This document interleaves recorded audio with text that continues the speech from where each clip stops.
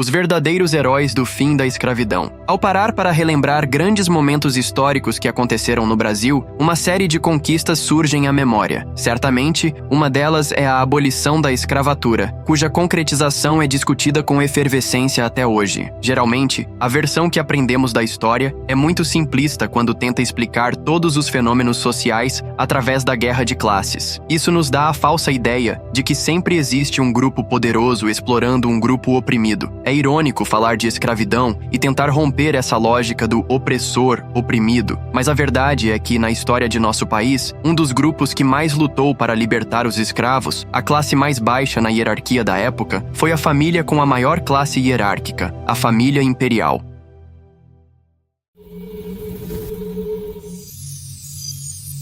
A família real e a escravidão no Brasil. O nosso imperador, Dom Pedro II, e especialmente a sua filha, Princesa Isabel Leopoldina, se esforçaram por muito tempo para acabar com a prática desumana da escravidão, como era praticada aqui no Brasil. Antes mesmo da abolição, a própria família real já não possuía pessoas escravizadas, apesar da prática continuar sendo difundida entre a aristocracia latifundiária brasileira. Um outro destaque que podemos fazer acerca da família real e da escravidão é que, em 1871, a princesa conseguiu a aprovação na Câmara dos Deputados e assinou a Lei do Ventre Livre, lei que tornava livre todo filho de escravo nascido a partir daquela data. Outras leis também foram entrando em vigor para reduzir a escravidão, até que, em 13 de maio de 1888, a princesa Isabel assinou a famosa Lei Áurea, que encerrava no Brasil a prática da posse e comércio de um ser humano por outro. Claro que essa lei não agradou em nada àqueles cujos negócios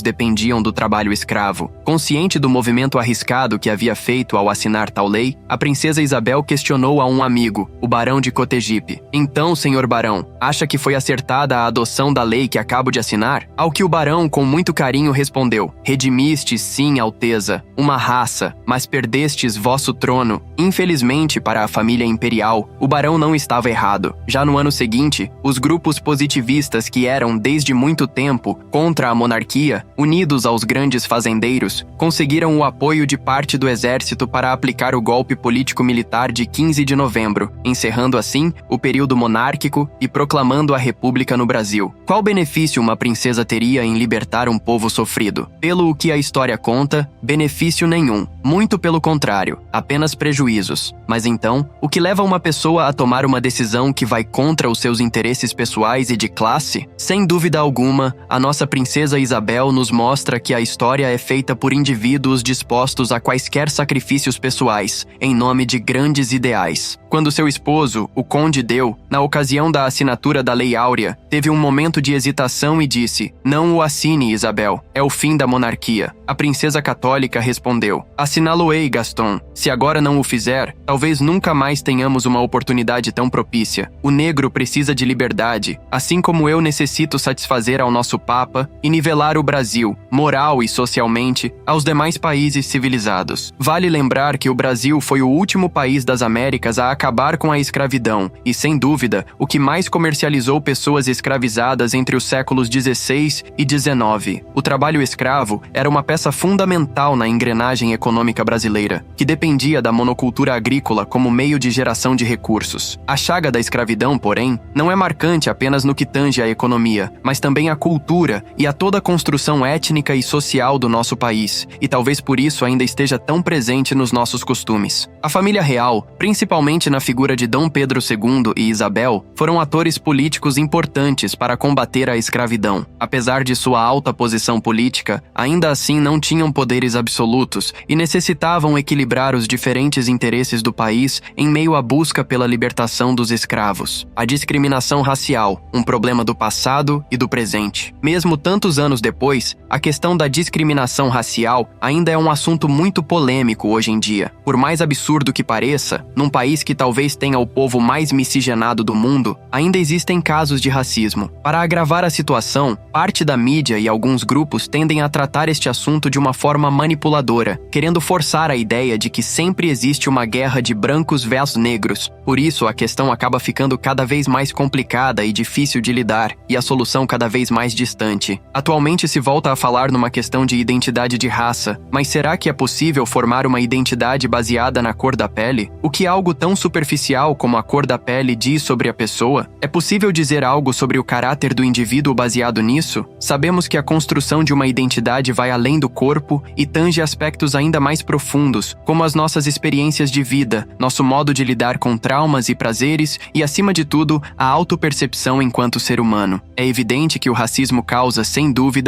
experiências dolorosas e marcantes, o que acaba por gerar uma identidade para quem sofre e também para quem pratica, mas não devemos buscar um meio de sublimar tais aspectos e vencer, de uma vez por todas, esse problema? O mundo já teve experiências suficientes com conflitos ligados a questões de raças puras e afins. Se desejamos evoluir enquanto seres humanos, urge superarmos essa visão limitada de que a cor de pele, as crenças ou qualquer outra característica externa seja determinante nas relações sociais. Já está na hora de buscarmos a nossa identidade em valores mais profundos, que não estejam ligados a questões superficiais e que, de forma objetiva, nada dizem quanto à nossa verdadeira natureza humana. Precisamos entender qual é o nosso papel dentro da humanidade, qual é a nossa identidade humana, independente de raça, sexo, condição social, etc. A antiguidade filosófica comparava a humanidade a um grande ser vivo, do qual cada ser humano seria uma célula. Podemos pensar então nas nações como órgãos deste corpo. Nos falta entender agora o que o Brasil, como um órgão, pode oferecer à humanidade. E cada um de nós, como células, nos falta entender o que é verdadeiramente ser brasileiro. Como podemos colaborar com esta nação para que ela, por sua vez, cumpra com o seu papel na história. Precisamos resgatar a nossa identidade nacional. O grande problema em nosso país é a falta de bons exemplos, não porque eles não existam, mas sim porque eles não são mostrados. Quem foram os grandes brasileiros da nossa história? Parece que existe um esforço para que esses personagens não sejam lembrados. Acabamos de citar o exemplo de nossa princesa Isabel e também de seu pai, o imperador Pedro II. Desde que nasceram, até os últimos dias de suas vidas no exílio, eles sempre se consideraram brasileiros e reconheciam que seu dever como família imperial era o de lutar pelo bem de nossa pátria, independente das circunstâncias, sendo grandes exemplos de heróis nacionais. Muitos outros personagens de nossa história merecem ser lembrados, mas nesse momento em que recordamos a libertação dos escravos no Brasil, é fundamental que façamos o resgate da memória daquele que era considerado o cérebro por trás da abolição, André Rebouças. Poderíamos começar falando sobre seus ancestrais escravos, ou enfatizando que ele era negro, mas, como dizia Martin Luther King, devemos julgar um homem não pela cor de sua pele, e sim pelo conteúdo de seu caráter. Diremos então que André Rebouças foi engenheiro, astrônomo, professor, poeta e inventor. Foi responsável por diversas obras no Brasil, como algumas vias férreas no sul do país. Ficou famoso por solucionar um problema de abastecimento de água na cidade do Rio de Janeiro, antiga capital do Império. Na Guerra do Paraguai, atuou como engenheiro militar, quando desenvolveu um torpedo que foi utilizado com sucesso. Amigo próximo do Conde Deu e da Princesa Isabel, fazia parte de um núcleo de pessoas comprometidas com o desenvolvimento da nação, não somente no aspecto material, mas principalmente no aspecto ético e humano. Repudiando o regime republicano que acabara de ser proclamado, decide ir para o exílio junto à família imperial. Sempre fiel, permanece em Cannes até a morte do imperador Pedro II. As histórias desses heróis nacionais nos mostram que as crenças limitantes que nos separam em ricos e pobres, brancos e negros, homens e mulheres, são as piores correntes que existem, pois elas escravizam as nossas mentes. Quando percebermos isso, então seremos capazes de libertar a nossa visão para poder enxergar cada ser humano como um indivíduo único, que não pode ser definido somente em função de sua cor, sua religião ou sua classe social. Precisamos buscar uma consciência mais humana e não tingi-la de cores diferentes. Um combate perpétuo. Não podemos negar que ainda hoje sofremos com a chaga do racismo. Em nossa história, ainda tentamos encontrar meios externos de minimizar os efeitos nefastos da política escravagista que dominou os primeiros 300 anos do nosso país. Mas talvez a solução não seja a imposição de novas leis, regras e normas. No fundo, o problema do racismo perpassa a nossa cultura e estrutura social. Logo, um grande passo é educar as novas gerações a partir de uma visão de unidade e integralidade do ser humano. Não deixemos que o preconceito impere em nossa conduta social, seja com consciente ou inconscientemente. É através de nossas ações que nos tornamos exemplo para as crianças e as futuras gerações que seguirão os passos que damos hoje. Isso não pode ser apenas uma teoria, mas uma forma de vida que expresse a empatia, a generosidade e uma maior consciência acerca da cooperação entre os seres humanos, independente de qualquer característica física ou psicológica. Se juntos formarmos um exército de homens e mulheres nobres, capazes de viver profundamente os valores de unidade dentro de nossa sociedade, será que o racismo não poderá ser, daqui a algumas gerações, apenas um capítulo perverso da nossa história, mas que ficou para trás? Esse é, sem dúvida, o nosso desejo, pois só assim poderemos avançar em questões ainda mais profundas e urgentes em nossa vida social. Não podemos perder esse combate, pois o reinado do preconceito já perdura demais em nossa nação. Que possamos vencer essa batalha pelo bem da humanidade.